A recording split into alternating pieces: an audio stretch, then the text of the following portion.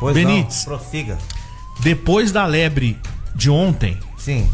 chuva de reclamação e de denúncia de moradores em relação aos supostos vigilantes.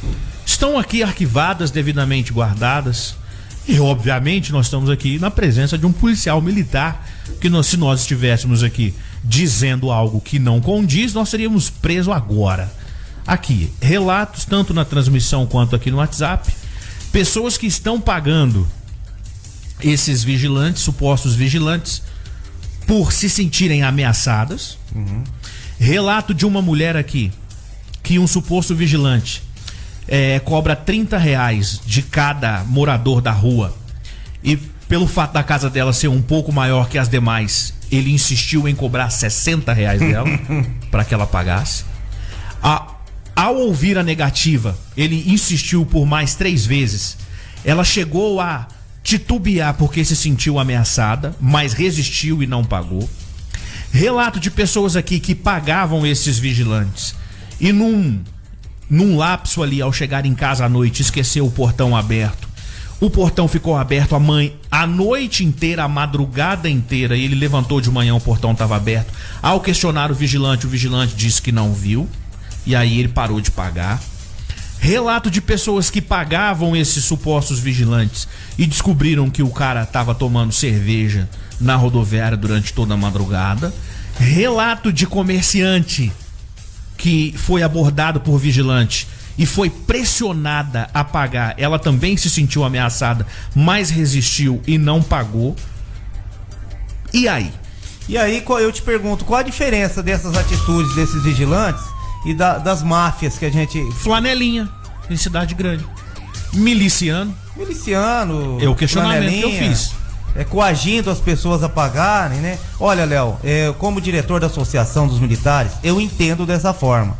Mas existe um comando e existe os delegados de polícia, certo? Eu peço a vocês, a imprensa, que procure o comando, que procure os delegados responsáveis aí para primeiro DP, da delegacia, com o entendimento deles. Procure o Ministério Público. Eu, como militar, como policial militar, que recebo um salário pago pelos impostos das pessoas que morrem de trabalhar aí no nosso país, aqui no nosso estado, na nossa cidade, eu me sinto envergonhado, porque quando eu vejo uma moto imitando o som da viatura da Polícia Militar, de uma sirene da Polícia Militar, eu me sinto envergonhado. E se depender de mim, o que vier de ordem no meu comando eu vou cumprir. Eu recolho tudo isso aí, entrego na mão da delegacia ou qualquer órgão responsável para tomar qualquer atitude. Então existe o nosso comando, existem os delegados, existe o Ministério Público, o próprio Judiciário, que pode ter as suas interpretações. Nós, como policiais militares de rua, nós vamos cumprir aquilo que vier dos nossos oficiais, do nosso comandante.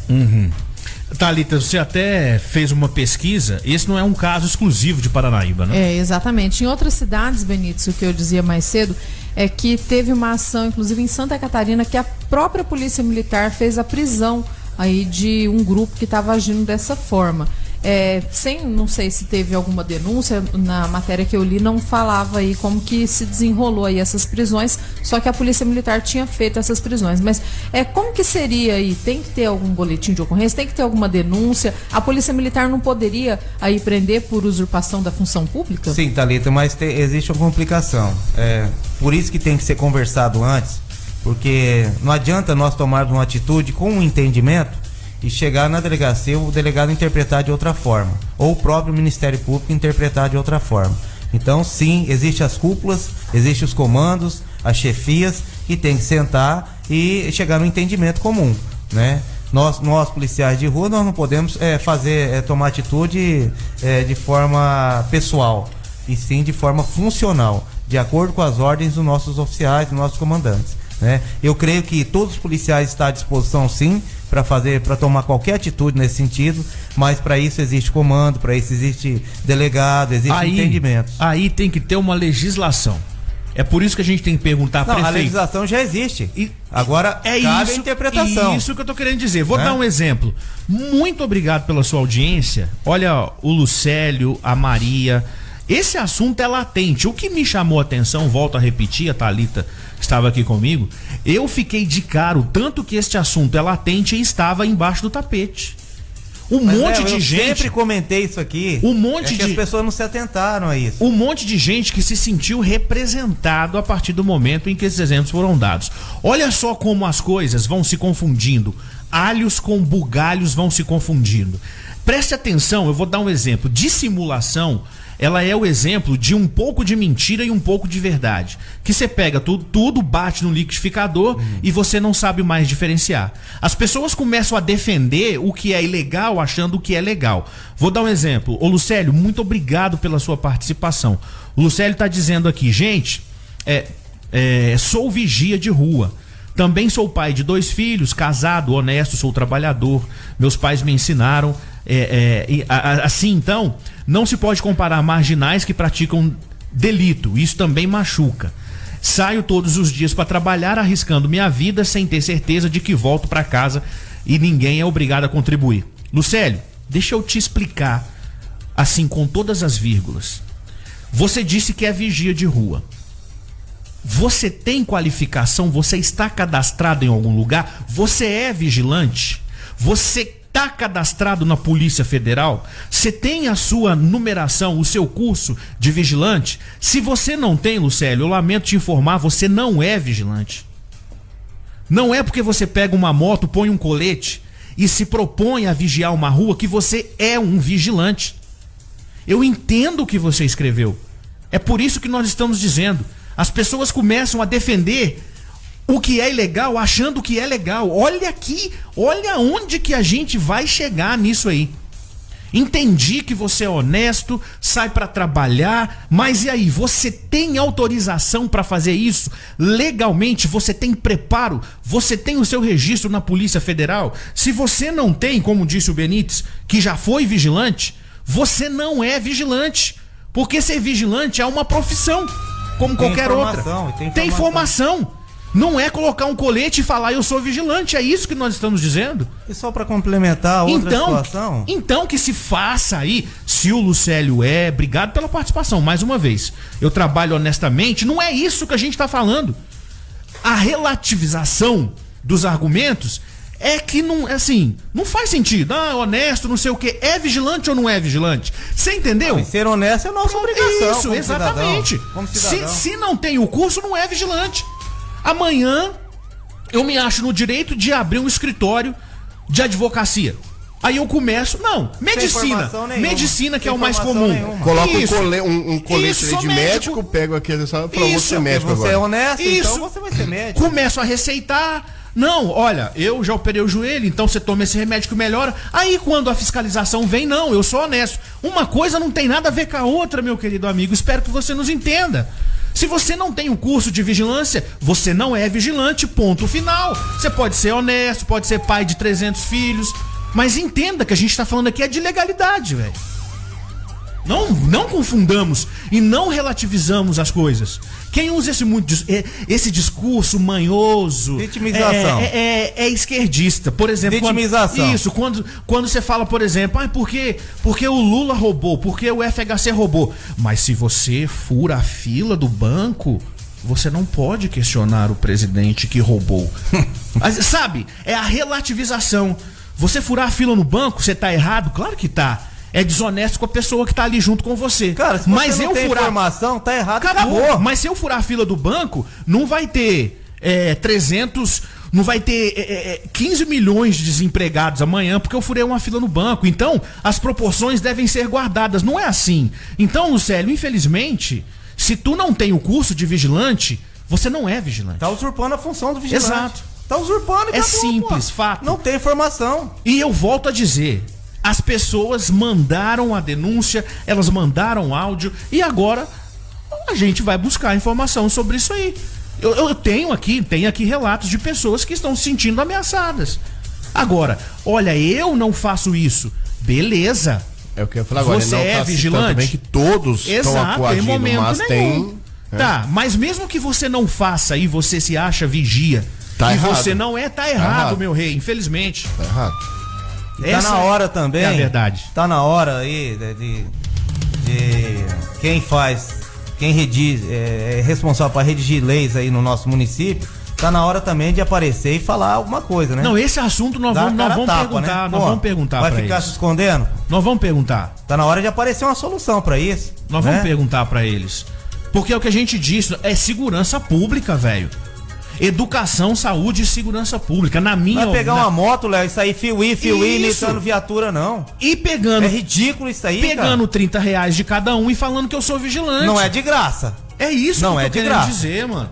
Não adianta ser honesto, beleza, pá. É nossa obrigação. Exato, mas agora o que é que te faz vigilante? Que informação é essa? Exato, a gente tá aqui com inúmeros relatos. Olha aqui a mulher falando, ó. Pagava e o cara tava na rodoviária tomando. E aí, mesmo que ele tivesse ali, não, eu não faço isso, mas tu é vigilante.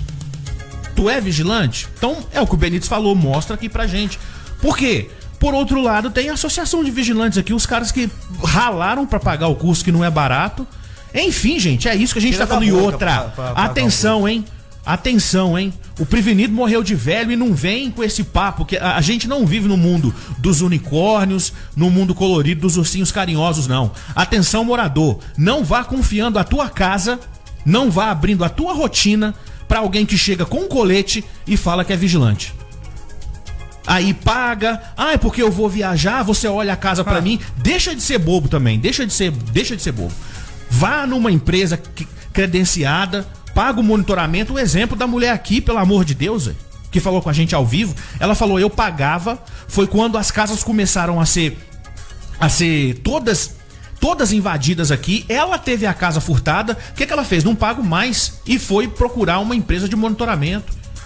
Empresa mesmo. E o principal de tudo isso, se a pessoa se sentir ameaçada, tem que procurar a Polícia Civil e fazer um boletim de ocorrência. Exatamente. Né? Não tem que engolir ameaça nenhuma. Se sentiu coagido, ninguém. Se você percebeu um tonzinho diferente, DP. Primeira delegacia. Se puder filmar, gravar, isso. Faça isso. Eu tô dando o meu exemplo, agora eu quero que alguém venha discutir comigo, porque eu tô falando que aconteceu comigo lá em casa por 3 vezes. Na terceira vez que a gente falou que lá é casa de policial e que eu ainda brinquei com o cara, falei, é mais fácil eu te defender porque aqui tem 2,40, nunca mais voltou. Tô te falando que é comigo, cacete de agulha. Nunca mais voltou. Então, ponto final, é como o Benítez disse, se sentiu coagido, vá na delegacia. Conversa com o cara. Ô Benítez, teve um relato aqui de uma mulher que falou, que perguntou onde que o cara morava. Entrou no assunto, tal. Não, beleza, eu vou pagar. Onde que você mora e tal? O cara desconversou, falou que esqueceu o nome da rua onde ele mesmo morava. Então, tipo assim, vamos lá, ninguém vive no mundo dos unicórnios. E fundamental, ser honesto. Honestidade não tem que ser troféu das pessoas. Outra situação, Léo, um exemplo que eu vou te dar. Os dois últimos traficantes que nós prendemos estavam com colete de... Pronto. De mototaxista. Pronto. Você tá entendendo? Pronto. Usurpando a função do mototaxista. E uma profissão regulamentada, de caras que pagam impostos. Você entendeu? Né? E, pois é. Usurpando a função de mototaxista. Pois é. Né? Então, olha, não é simplesmente pôr um colete e falar eu sou. Não, tem que ter competência, tem que ter formação. Pois é. Né? As pessoas estão dependendo daquele trabalho, confiando naquele trabalho, confiando nos profissionais daquela área. Ué, como que faz? Exatamente. E outra coisa, companheiro, né? Essa imitação da sirene da viatura está irregular, viu? Está irregular. Já começa por aí. Já começa por aí, né? Então tá cometendo infração de trânsito, vamos corrigir isso aí. E outra coisa, vou aguardar o resultado dos entendimentos entre Ministério Público, entre o meu comando, né, e os delegados aí, para que se tome uma medida aí para solucionar isso aí, pô. Olha, em nome dessas pessoas aqui, semana que vem nós vamos trazer o entendimento do Ministério Público, o entendimento da Câmara dos Vereadores, da Prefeitura, da Polícia Militar e Polícia Civil. Nós vamos trazer esses 5 entendimentos na semana que vem.